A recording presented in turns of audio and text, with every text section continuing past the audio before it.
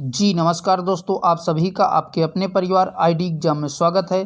तो कैसे हैं आप सभी के सभी। उम्मीद करते हैं कि आप सभी अच्छे होंगे और आपकी तैयारी भी अच्छी चल रही होगी। तो दोस्तों, आज से हम सामान्य अध्ययन का प्रैक्टिस सेट पे डेली आर ओ के डिस्कस करेंगे। इससे पहले हमने हिंदी के क्लासेस करवाए हैं। जिन लोगों ने वो क्लासेस नहीं देखे हैं तो चैनल में एक अलग से प्लेलिस्ट बना दी गई है, वहाँ से आप वो क्लासेस देख सकते हैं। और चैनल पे नए हैं तो चैनल को सब्सक्राइब कर बेल आइकन को भी दबा दें ताकि आगे आने वाले वीडियो के अपडेट आप तक पहुंचते रहें। तो चलिए दोस्तों, कंटिन्यू करते हैं आज की क्लास को। इस क्लास में हम केवल 50 क्वेश्चनों को कवर करेंगे। एक क्लास में हम 50 क्वेश्चनों को ही कवर करेंगे। तो आज का पहला क्वेश्चन कह रहा है, हड्डी से निर्मित आभूषण भारत के मध्य पाषाण काल के संदर्भ में प्राप्त हुए। तो बताइए भैया, इन चारों में से कहाँ पर प्राप्त हुए थे हड्डी के आभूषण मध्य पाषाण काल के संदर्भ में। तो राइट आंसर हो जाएगा ऑप्शन नंबर बी, मगधा से प्राप्त हुए थे। और बात करें इस मगधा की तो यह उत्तर प्रदेश के प्रतापगढ़ जिले में स्थित है। ठीक है दोस्तों, बढ़ते हैं नेक्स्ट क्वेश्चन की तरफ।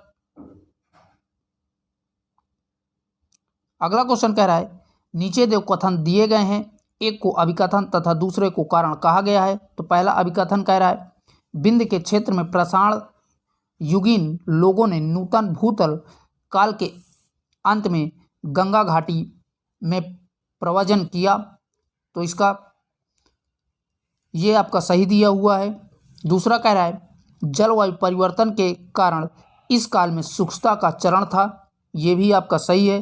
तो कूट के माध्यम से देखेंगे राइट आंसर कौन सा होगा। तो कूट के माध्यम से आपका पहला ही ऑप्शन सही है, ए और आर दोनों सही हैं तथा आर ए की व्याख्या करता है, यही इसका सही जवाब होगा। चलिए देखते हैं अगले क्वेश्चन को।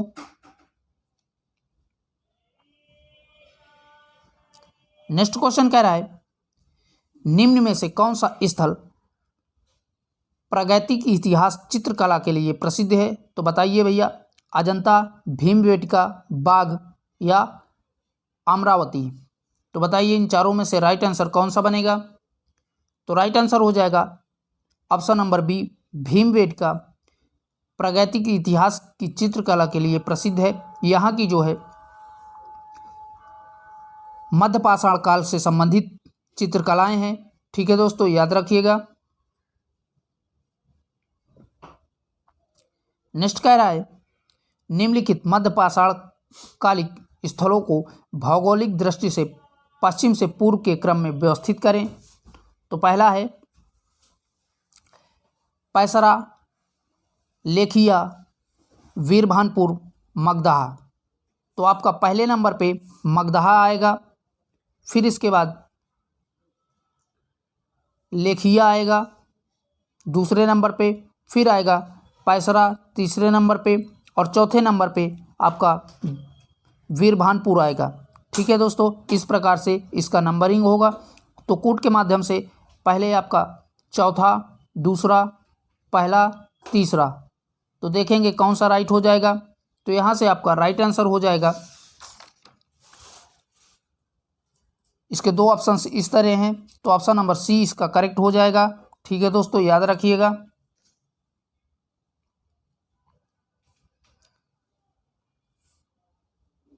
नेक्स्ट क्वेश्चन कह रहा है, सूची फर्स्ट को सूची सेकंड से सम्मिलित कीजिए तथा नीचे दिए गए कूट से सही उत्तर चुनिए। तो एक तरफ हड़प्पा संस्कृति की बस्तियां दी हुई है और दूसरी तरफ उससे संबंधित नदी दी हुई है। तो पहला कह रहा है हड़प्पा। तो हड़प्पा भैया रावी नदी के तट पर स्थित है। तो ए का तीसरे से।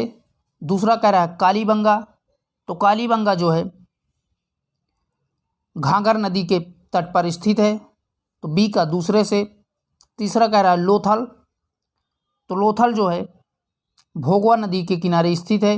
सी का पहले से। और रोपड़ सतलज नदी के किनारे स्थित है। तो इसका इस प्रकार से मिलान हो जाएगा। तो कूट के माध्यम से देखेंगे राइट आंसर कौन सा होगा। आपको दिख रहा होगा पहला ही इसका राइट आंसर हो जाएगा। ठीक है दोस्तों, नेक्स्ट कह रहा है, विशाल स्नानागार किस पुरातत्व स्थल से पाया गया था। तो बताइए भैया इन चारों में से राइट आंसर कौन सा हो जाएगा। तो राइट आंसर हो जाएगा ऑप्शन नंबर सी, मोहनजोदड़ो में विशाल स्नानागार पाया गया था। ठीक है दोस्तों, याद रखिएगा।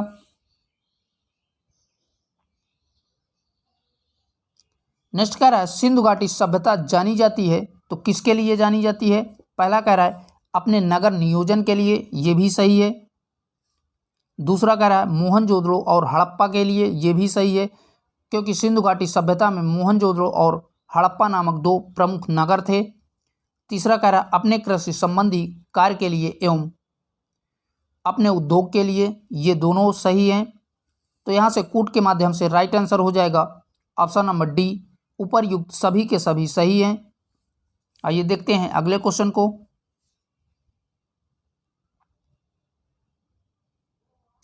नेक्स्ट क्वेश्चन कह रहा है कौन सा हड़प्पी नगर 3 भागों में विभक्त है। तो बताइए भैया ऐसा कौन सा जो है हड़प्पा सभ्यता का नगर है जो 3 भागों में विभाजित है। पहला कह रहा है लोथल, दूसरा कालीबंगा, धौलावीरा और सुरकोटडा। तो बताइए राइट आंसर कौन सा हो जाएगा। तो राइट आंसर हो जाएगा ऑप्शन नंबर सी, धौलावीरा। यही जो है 3 भागों में विभाजित है। बात करें धौलावीरा गुजरात के कच्छ जिले में स्थित एक हड़प्पी नगर है। यह नगर आयताकार बना हुआ है। ठीक है दोस्तों, याद रखिएगा। नेक्स्ट कह रहा है सूची फर्स्ट को सूची सेकंड से सम्मिलित कीजिए और सूचियों के नीचे दिए गए कूट से सही उत्तर चुनिए। तो एक तरफ सूची फर्स्ट है, एक तरफ सूची सेकंड है। तो पहला कह रहा है हड़प्पा, तो हड़प्पा का संबंध दयाराम साहनी से हो जाएगा, ए का तीसरे से। दूसरा कह रहा है हस्तिनापुर, तो हस्तिनापुर का संबंध बीबी लाल से हो जाएगा। तीसरा कह रहा है तक्षशिला, तो तक्षशिला का संबंध जॉन मार्शल से हो जाएगा। डी कह रहा है कौशाम्बी, तो कौशाम्बी का संबंध एन.जी. मजमूमदार से हो जाएगा, यानी कि डी का पहले से। तो इस प्रकार से इसका मिलान होगा। ठीक है दोस्तों, याद रखिएगा। नेक्स्ट कह रहा है निम्नलिखित सभ्यताओं का उत्तर से दक्षिण का सही क्रम कौन सा है। तो बताइए भैया इन चारों में से किस सभ्यताओं का उत्तर से दक्षिण का सही क्रम है। तो राइट आंसर हो जाएगा ऑप्शन नंबर डी, एजटेक, माया, मुजिस्का, इंका। यही इसका सही जवाब हो जाएगा। ठीक है दोस्तों, याद रखिएगा। नेक्स्ट क्वेश्चन है सबसे पुराना वेद कौन सा है। तो बताइए भैया यजुर्वेद, ऋग्वेद, सामवेद या अथर्ववेद। तो ऑप्शन नंबर बी यहां से राइट हो जाएगा, ऋग्वेद सबसे पुराना वेद है। ठीक है दोस्तों, याद रखिएगा। दोस्तों क्वेश्चनों के नंबर इधर उधर हो सकते हैं। नेक्स्ट कह रहा है सूची फर्स्ट को सूची सेकंड से सम्मिलित कीजिए एवं नीचे दिए गए कूट की सहायता से सही उत्तर चुनिए। तो पहला कह रहा है ऋग्वेद, तो ऋग्वेद का संबंध दोस्तों स्रोतों एवं प्रार्थनाओं से हो जाएगा, ए का चौथे से। अगला कह रहा है यजुर्वेद, तो यजुर्वेद का संबंध स्रोतों एवं कर्मकांड से हो जाएगा, यानी कि बी का दूसरे से। अगला कह रहा है सी सामवेद, तो सामवेद का संबंध दोस्तों संगीतमय स्रोतों से हो जाएगा। लास्ट कह रहा है अथर्ववेद, तो अथर्ववेद का संबंध तीसरे से तंत्र मंत्र एवं वशीकरण से हो जाएगा। तो इस प्रकार से इसका मिलान हो जाएगा। तो कूट के माध्यम से राइट आंसर इसका ऑप्शन नंबर ए करेक्ट हो जाएगा। ठीक है दोस्तों, आइए बढ़ते हैं नेक्स्ट क्वेश्चन की तरफ।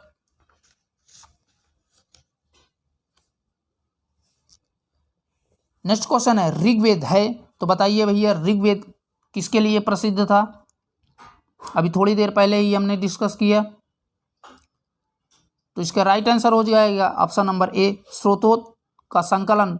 यही इसका सही जवाब हो जाएगा, ऑप्शन नंबर ए करेक्ट हो जाएगा। ठीक है दोस्तों,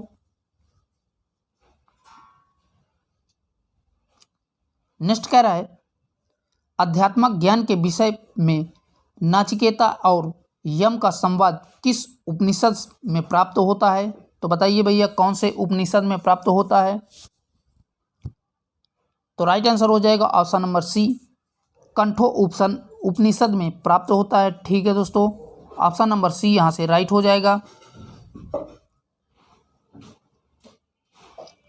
अगला क्वेश्चन है, श्रीमद् भागवत गीता मौलिक रूप से किस भाषा में लिखी गई थी? तो बताइए भैया श्रीमद् भागवत गीता किस भाषा में लिखी गई थी? संस्कृत, उर्दू, पाली, हिंदी?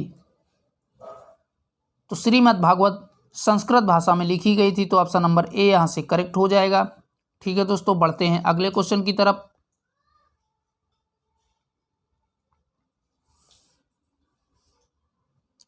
नेक्स्ट क्वेश्चन है, हिंदी पौराणिक कथा के अनुसार समुद्र मंथन हेतु किस सर्प ने रस्सी के रूप में स्वयं को प्रस्तुत किया था? तो बताएं भैया किस सर्प ने अपने को समुद्र मंथन के समय रस्सी के रूप में प्रस्तुत किया था? तो राइट आंसर हो जाएगा ऑप्शन नंबर बी, वासुकी सर्प जो है अपने आप को समुद्र मंथन में रस्सी के रूप में प्रस्तुत किया था। ठीक है दोस्तों, बढ़ते हैं नेक्स्ट क्वेश्चन की तरफ। अगला क्वेश्चन कह रहा है, वैदिक कर्मकांड में होता है? तो बताइए भैया वैदिक कर्मकांड किस वेद में होता है? ऋग्वेद में, यजुर्वेद में, सामवेद में या अथर्ववेद में? तो राइट आंसर हो जाएगा ऑप्शन नंबर ए, ऋग्वेद में वैदिक कर्मकांड होते हैं। ठीक है दोस्तों, और बात करें ऋग्वेद की तो इसमें 10 मंडल और 1028 सूक्ति तथा 10,552 ऋचाएँ हैं। तो याद रखिएगा, कभी कभी पूछ लेता है।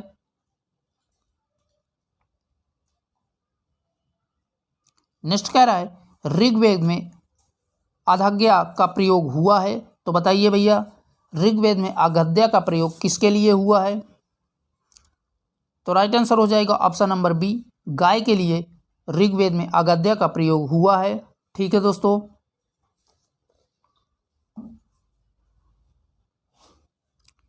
अगला क्वेश्चन कह रहा है, जीविकोपार्जन हेतु वेद वेदांग पढ़ने वाला अध्यापक कहलाता था?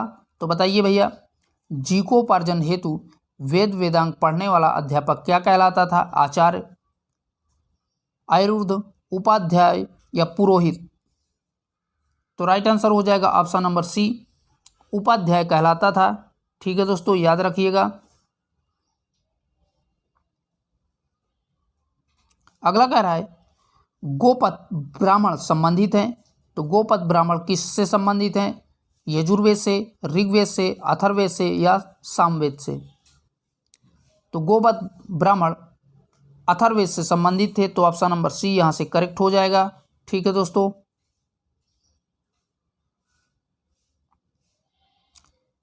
नेक्स्ट कह रहा है महाभारत मूलतः किस रूप में जानी जाती थी?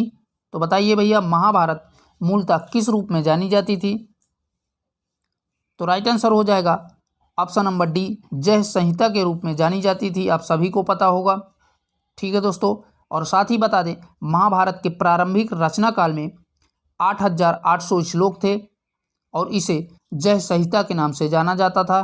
ठीक है दोस्तों, याद रखिएगा, इंपॉर्टेंट प्रश्न है। नेक्स्ट कह रहा है निम्नलिखित में से किस राजवंश के अभिलेख से इस परंपरा का समर्थन होता है कि लुम्बिनी शाक्यमुनि बुद्ध का जन्म स्थान था? बताइए भैया मौर्य से, शुंग से, सातवाहन से या कुषाण से? तो राइट आंसर हो जाएगा ऑप्शन नंबर ए, मौर्य साम्राज्य के अभिलेख से जो है ये पता चलता था कि लुम्बिनी शाक्यमुनि बुद्ध का जन्म स्थान है। आइए देखते हैं अगले क्वेश्चन को।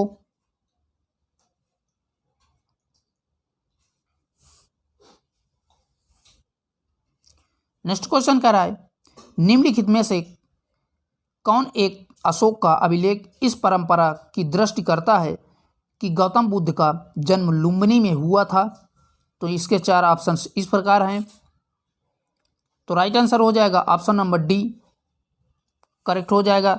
लुम्बिनी देही स्तंभ अभिलेख से पता चलता है कि गौतम बुद्ध का जन्म लुम्बिनी में हुआ है और यह अशोक द्वारा बनवाया गया था। आइए देखते हैं अगले क्वेश्चन को। नेक्स्ट क्वेश्चन है, बौद्ध धर्म में त्रिरत्न का क्या अभिप्राय है? तो बताइए भैया, बौद्ध धर्म में त्रिरत्न का क्या अभिप्राय है? तो राइट आंसर हो जाएगा option number B, Buddha Dhamma संघ, यही इसका राइट जवाब हो जाएगा। ठीक है दोस्तों, आइए देखते हैं नेक्स्ट क्वेश्चन को। अगला कह रहा है, बुद्ध कौशाम्बी किसके राज्यकाल में आए थे? तो बताइए भैया, बुद्ध जो है कौशाम्बी किसके समय में आए थे? तो राइट आंसर हो जाएगा ऑप्शन नंबर बी, उदयन के समय में गौतम बुद्ध कौशाम्बी आए थे। ठीक है दोस्तों, अगला कह रहा है, प्रथम बौद्ध परिषद का संचालन निम्नलिखित में से किस एक ने किया था? तो बताइए भैया, इसका राइट आंसर कौन सा हो जाएगा? तो राइट आंसर हो जाएगा ऑप्शन नंबर बी, महाकश्यप के निगरानी में जो है प्रथम बौद्ध परिषद का संचालन किया गया था। तो ऑप्शन नंबर बी यहां से करेक्ट हो जाएगा। ठीक है दोस्तों, नेक्स्ट कह रहा है, चतुर्थ बौद्ध संगत परिषद हुई थी। तो बताइए भैया, चतुर्थ बौद्ध संगत किसके समय में हुई थी?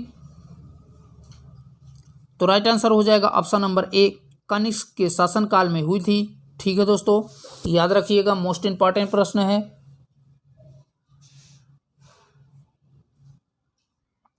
अगला कह रहा है, द्वितीय बौद्ध समिति का आयोजन कहाँ हुआ था?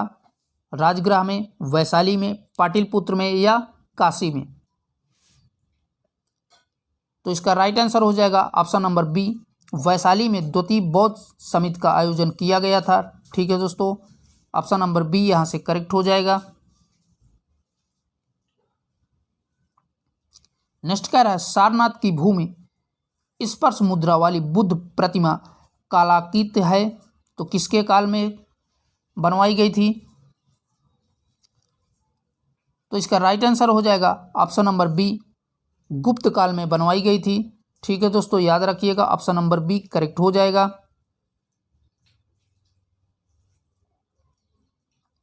नेक्स्ट कह रहा है, बुद्ध द्वारा रूपांतरित निम्न व्यक्तियों में से कौन सा अंतिम था?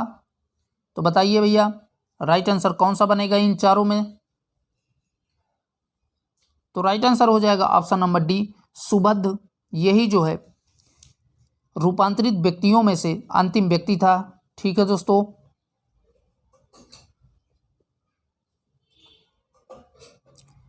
नेक्स्ट कह रहा है, नागार्जुन किस बौद्ध संप्रदाय के थे? तो बताइए भैया, नागार्जुन किस बौद्ध संप्रदाय के थे? तो राइट आंसर हो जाएगा ऑप्शन नंबर सी, माध्यमिक संप्रदाय के थे। ठीक है दोस्तों, इंपॉर्टेंट प्रश्न है।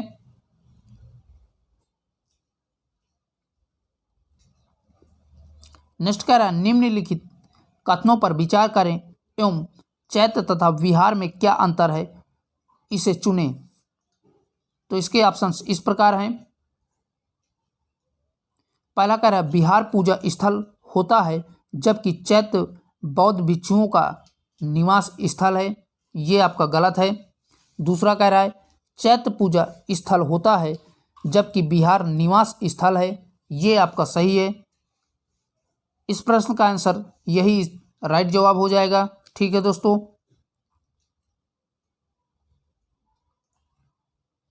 नेक्स्ट कह रहा है, सप्तपर्णी गुफा स्थित है। तो बताइए भैया, सप्तपर्णी गुफा कहाँ पर स्थित है? सांची में, नालंदा में, राजगृह में या पावापुरी में? तो राइट आंसर हो जाएगा ऑप्शन नंबर सी, राजगृह में सप्तपर्णी गुफा स्थित है। ठीक है दोस्तों,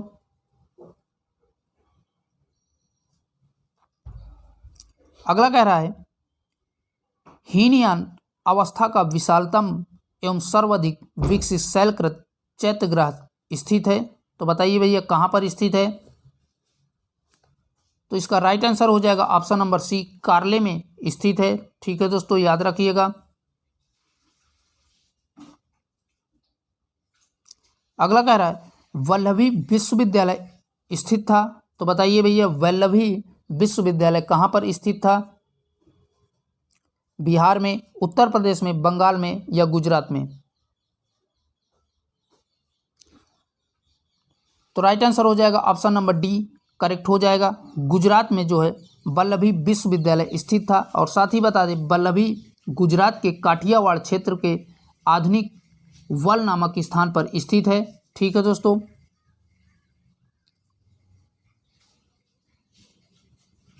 अगला क्वेश्चन कह रहा है सूची फर्स्ट को सूची सेकंड से सम्मिलित कीजिए और सूचियों के नीचे दिए गए कूट से सही उत्तर का चयन करें। लकुशलीस, तो पहले का संबंध जो है तीसरे से हो जाएगा पशुपात से।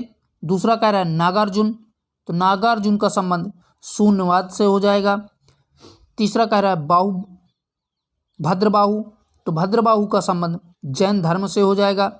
और लास्ट कह रहा है गोशाल, तो गोशाल का संबंध पहले से हो जाएगा आजीवक। तो इस प्रकार से इसका मिलान हो जाएगा। ठीक है दोस्तों, याद रखिएगा। आइए बढ़ते हैं नेक्स्ट क्वेश्चन की तरफ। नेक्स्ट क्वेश्चन है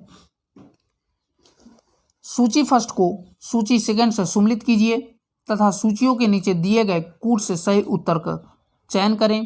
तो पहला कह रहा है श्रावस्ती, तो श्रावस्ती का संबंध चौथे से हो जाएगा संभवनाथ से। दूसरा कह रहा है काकांदी, तो काकांदी का संबंध जो है तीसरे से हो जाएगा सुगधानाथ से। अयोध्या, तो अयोध्या का संबंध दोस्तों ऋषभनाथ से हो जाएगा। और लास्ट कह रहा है पभोसा, तो पभोसा का संबंध पद्म प्रभु से हो जाएगा। ठीक है दोस्तों, इस प्रकार से इसका मिलान हो जाएगा। तो याद रखिएगा। नेक्स्ट कह रहा है महावीर स्वामी को किस नदी के तट पर ज्ञानोदय प्राप्त हुआ है, बताइए भैया। Most important. तो राइट आंसर हो जाएगा ऑप्शन नंबर डी ऋजुपालिका नदी के तट पर महावीर स्वामी को जो है ज्ञान की प्राप्ति हुई थी। चलिए बढ़ते हैं अगले क्वेश्चन की तरफ।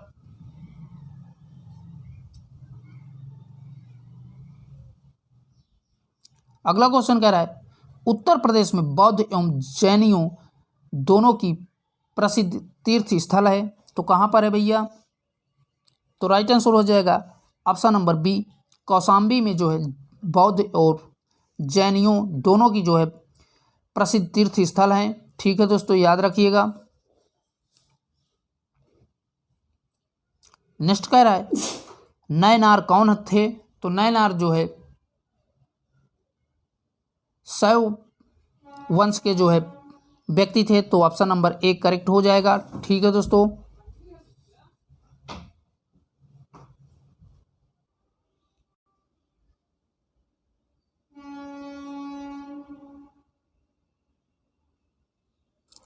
अगला कह रहा है भागवत संप्रदाय में भक्ति के रूपों की संख्या है, तो बताइए भैया भागवत संप्रदाय में भक्ति के रूपों की संख्या क्या है। 7, 8, 9, 10। तो राइट आंसर हो जाएगा ऑप्शन नंबर सी भागवत संप्रदाय में भक्ति रूपों की संख्या 9 है। तो ऑप्शन नंबर सी करेक्ट हो जाएगा। ठीक है दोस्तों। अगला कह रहा है बेसनगर अभिलेख का हेलियोडर कहाँ का निवासी था, तो बताइए भैया हेलियोडोमर्स कहाँ का निवासी था। तो राइट आंसर हो जाएगा ऑप्शन नंबर बी तक्षशिला का जो है निवासी था। ठीक है दोस्तों, याद रखिएगा। अगला कह रहा है विष्णु के किस अवतार को सागर से पृथ्वी का उद्धार करते हुए अंकित किया जाता है, तो बताइए भैया मोस्ट इंपॉर्टेंट प्रश्न है, 2 बार ये पूछा हुआ क्वेश्चन है। तो राइट आंसर हो जाएगा ऑप्शन नंबर सी वाराह, यही इसका सही जवाब हो जाएगा।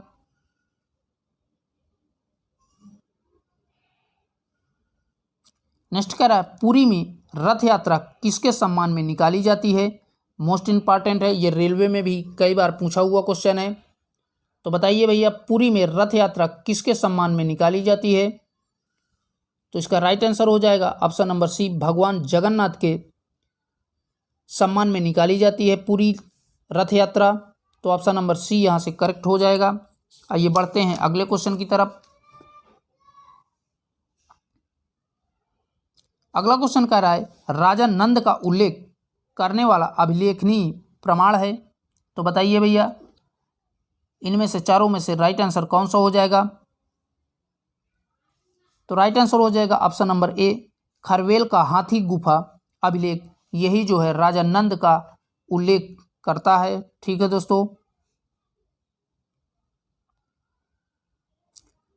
अगला कह रहा है मगध का कौन सा सम्राट अपोर परशुराम के नाम से जाना जाता था। तो बताइए भैया मगध का कौन सा सम्राट अपोर परशुराम के नाम से जाना जाता था। तो राइट आंसर हो जाएगा ऑप्शन नंबर डी, महापद्मानंद। यही जो है आरोप परशुराम के नाम से जाना जाता था। तो ऑप्शन नंबर डी करेक्ट हो जाएगा। ठीक है दोस्तों, नेक्स्ट क्वेश्चन है गौतम बुद्ध के समय प्रसिद्ध वैद्य जीविक किसके दरबार में प्रसिद्ध था। तो बताइए भैया किसके दरबार में जैव जीविक प्रसिद्ध था। तो राइट आंसर हो जाएगा ऑप्शन नंबर ए, बिंबिसार के समय में प्रसिद्ध था। ठीक है दोस्तों, याद रखिएगा। अगला कह रहा है निम्नलिखित में से कौन सा सही सुमेलित नहीं है।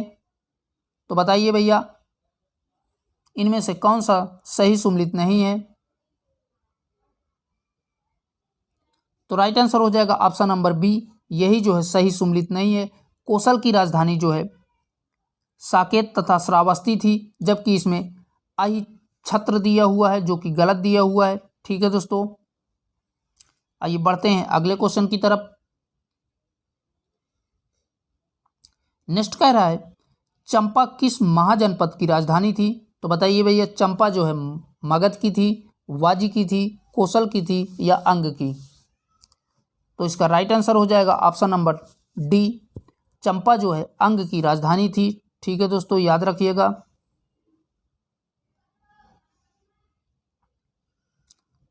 अगला कह रहा है निम्नलिखित में से कौन सा एक सही सुमेलित नहीं है। तो बताइए भैया इनमें से कौन सा सुमेलित नहीं है। तो राइट आंसर हो जाएगा option number C, Surasena Kaushambi. यही जो है गलत दिया हुआ है, जबकि सूरसेन का संबंध मथुरा से है। ठीक है दोस्तों, याद रखिएगा। अगला क्वेश्चन कह रहा है वर्तमान उत्तर प्रदेश में भारत के प्राचीनतम 16 महाजनपद में से कुल कितने महाजनपद स्थित हैं। तो बताइए भैया 6, 7, 8, 9 इन चारों में से उत्तर प्रदेश में 16 महाजनपदों में कुल कितने महाजनपद स्थित हैं। तो राइट आंसर हो जाएगा ऑप्शन नंबर सी, 8 महाजनपद स्थित थे। ठीक है दोस्तों, याद रखिएगा, मोस्ट इंपॉर्टेंट प्रश्न है। तो दोस्तों आज के लिए इतना ही। यहीं तक आपके 50 क्वेश्चनों को हमने कवर किया, और वीडियो को ज़्यादा से ज़्यादा अपने दोस्तों में शेयर करें। फिर मिलेंगे एक नए सेशन के साथ। अगर आपका कोई भी किसी भी प्रकार का डाउट या प्रश्न है तो आप हमें कमेंट बॉक्स में बता सकते हैं। और भैया अभी तक आप लोगों ने चैनल को सब्सक्राइब नहीं किया है तो प्लीज़ उसे भी सब्सक्राइब कर लें। फिर मिलेंगे एक नए सेशन के साथ, तब तक के लिए जय Hind, bye bye, take care.